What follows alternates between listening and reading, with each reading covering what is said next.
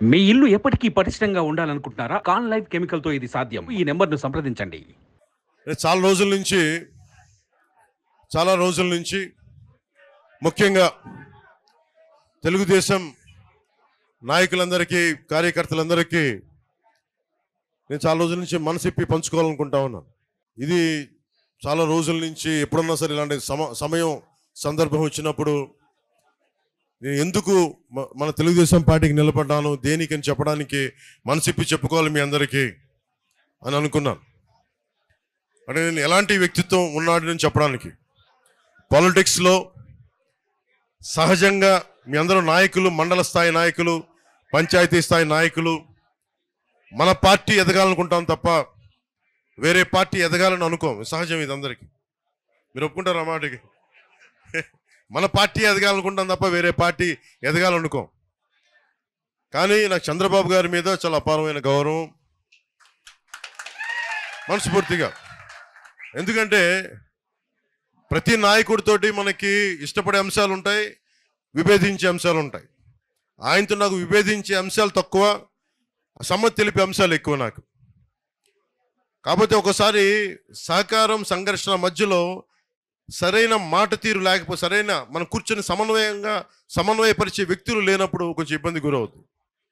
2014 కూడా ఆ రోజు నేను ఏ కండిషన్స్ లేకుండా, ఒక్క పదవి ఆశించకుండా, ఏం ఆశించకుండా అన్కండిషనల్గా తెలుగుదేశం పార్టీ, మన భారతీయ జనతా పార్టీ గెలవాలని చెప్పి జనసేనని పెట్టి కూడా, అప్పటికి ఒక 10 మందిని అభ్యర్థులు నిలబెట్టగలిగే స్థాయిలో ఉండి కూడా ఎందుకు పెట్టలేదంటే సంపూర్ణంగా నా స్థాయి నుంచి సంపూర్ణంగా గెలవాలి, మీరందరూ అలయన్స్ బాగుండాలి, అలయన్స్ బాగుంటే ఆటోమేటిక్గా మేము బాగుంటామని ఆలోచనతో 2014లో మనస్ఫూర్తిగా రోజున ఒక్క పదవి ఆశించకుండా తెలుగుదేశం పార్టీ మన భారతీయ జనతా పార్టీకి చేసి పెట్టాను ఆ రోజున. మొన్న జైల్లో ఉన్నప్పుడు, చాలా అకారణంగా ఆయన జైల్లో పెట్టినప్పుడు, ఎలాంటి విషయం లేకుండా జైల్లో పెట్టినప్పుడు నాకు చాలా బాధ కలిగింది. ఆయన వెళ్తా ఉంటే చాలామంది రోడ్డు మీద, అన్న ఆయన్ని బంధించేశారన్న, ఆయన కూర్చోబెట్టి జైలు నుంచి బయటికి తీసుకురండి అన్న అని చెప్పి ప్రతి ఒక్క తెలుగుదేశం తమ్ముడు నా దగ్గరికి వచ్చి దారి పొడుగుతో మాట్లాడుతుంటే నేను చాలా కదిలించేసింది. ఇది నేనేం కోరుకుంటానంటే, మనందరి మధ్య మన విభిన్నమైన పార్టీలకు చెందిన వ్యక్తులం కావచ్చు, కానీ మనందరం కలిసి భారతదేశానికో, ఆంధ్రప్రదేశ్, మనం ఉంటున్న ఆంధ్రప్రదేశ్కో మనం పని చేసుకోవడానికి వచ్చాం. మనందరికీ ఏకాభిప్రాయం లేకపోవచ్చు అన్ని విషయాల మీద, కానీ ఎక్కువ శాతం ఏకాభిప్రాయం ఉండేలాగానే మనం ప్రయత్నాలు జరుగుతూ ఉంటాయి. ఈ పొత్తు కూడా అలాంటిదే. అన్నీ మనం ఏకీభవించాల్సిన అవసరం లేదు, అన్నీ మనం కూర్చొని యాక్సెప్ట్ చేయాల్సిన అవసరం లేదు, కానీ ఎక్కువ శాతం 70-80% అందరం ఏకీభవించే పరిస్థితులే ఉంటాయి.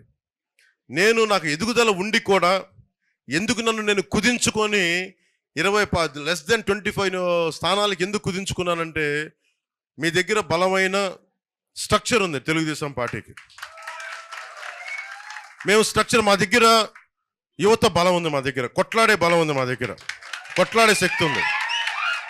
నేను మా యువత అందరికీ చెప్తుంటాను, మా మహిళా నాయకులందరికీ చెప్తుంటాను, మా నాయకులందరికీ చెప్తుంటున్నాం, భారతీయ జనతా పార్టీని చూసి కానీ, తెలుగుదేశం పార్టీని చూసి కానీ మనం నేర్చుకోవాల్సింది, ఒక ఇంతమంది జనసందోహాన్ని ఒక స్ట్రక్చర్లో ఎలా పెట్టాలి అనేది మీ రెండు పార్టీలను చూసి నేర్చుకోవాలి.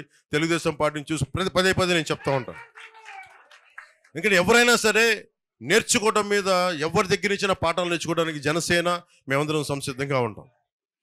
ముఖ్యంగా ఆయన జైల్లో పెట్టినప్పుడు నేను వెళ్ళాను లోపలికి. నా దగ్గర నాకు పెద్ద ఆలోచన ఏం లేదు. పాప ఆయన జైల్లో వెళ్ళినప్పుడు ముఖ్యమంత్రి, ఉమ్మడి రాష్ట్ర ముఖ్యమంత్రి, ఒక మహానగరాన్ని ఆయన మేధస్సుతోటి, ఆయన ఆలోచన విధానంతో, ఎందుకు నాకు తెలుసు ఒక పార్టీని నడపడం ఎంత కష్టమో, అలాంటిది ముఖ్యమంత్రిగా ఉండి ఒక మాదాపూర్ లాంటి ఒక హైటెక్ సిటీని ఆయన కూర్చొని రూపకల్పన చేశారు, 2020 విజన్ అని. అలాంటి వ్యక్తి ఎక్కడో మన రాజమండ్రి జైల్లో అలా కూర్చొని ఉంటే నాకు చాలా బాధ కలిగింది. లోపలికి వెళ్ళి మొత్తం అన్ని ఆ సెక్యూరిటీ మెజర్స్ అన్ని తట్టుకొని లోపలికి వెళ్ళి ఆయన చూస్తుంటే, ఒకప్పుడు అందరికీ ఈయన్ని జేజేలు పట్టిన ముఖ్యమంత్రి గారికి కానీ ఇలాంటి దుస్థితి కలిగింది. నేనేం చేయగలను ఆలోచించాను. బయట పార్టీ వాడిని, నేను తెలుగుదేశం పార్టీ వ్యక్తిని కాదు, కానీ నాకు మీ నాయకుడు తాలూకు బాధ, మీ అందరి బాధ నన్ను చాలా చాలా తాకింది. నేను చేయగలిగేది ఏంటి? నేను చేయగలిగేది ఏమనుకున్నానంటే మనందరం కలిసి ప్రజాస్వామ్యాన్ని కాపాడాలి. మనందరం కలిసి వైసీపీ రాక్షస పాలన నుంచి ఆంధ్రప్రదేశ్ని విముక్తి కలిగించాలి. నా వంతు కృషి నేనేం చేయగలను? సహజంగానే పొత్తు ఇలాంటి పరిస్థితుల్లో ముఖ్యంగా మీ నాయకులందరికీ, తెలుగుదేశం నాయకుల మీ అందరికీ కూడా, సీనియర్లందరికీ తెలుసు, ఇలాంటి పొత్తులో ఆమ్ ట్విస్ట్ చేస్తారు. మాకు ఇన్ని సీట్లు కావాలి, మాకు ఇది కావాలి, అలా కండిషన్స్ పెట్టే పొత్తు ఉంటుంది ఎప్పుడు. నేను అవేం పెట్టుకోలేదు మనసులో. ముందు మీ నాయకుడు బయటికి రావాలి, చంద్రబాబు నాయుడు గారు బయటికి రావాలి అన్న ఒక్కటి తప్ప. ఎందుకంటే లెక్కలేసేవాడైతే వాడు పవన్ కళ్యాణ్ అవ్వడు. మనసుతో స్పందిస్తాను, మనకి తెలివితేటలతో స్పందించను, మనసుతో స్పందిస్తాను. కానీ నేను మనసుతో స్పందించినప్పుడు చాలామంది మా నాయకులు చాలా ఇబ్బందులు పడ్డారు.